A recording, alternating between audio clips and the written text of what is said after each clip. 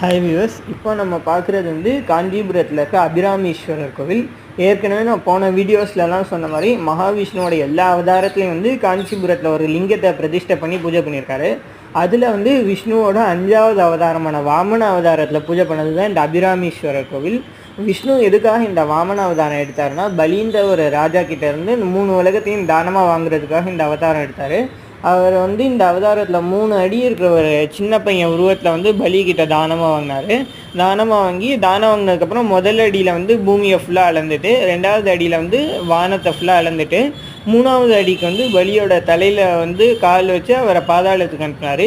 இந்த அவதாரத்துக்கு அப்புறம் வந்து மகாவிஷ்ணு பூஜை பண்ணது தான் இந்த அபிராமீஸ்வரர் கோவில்.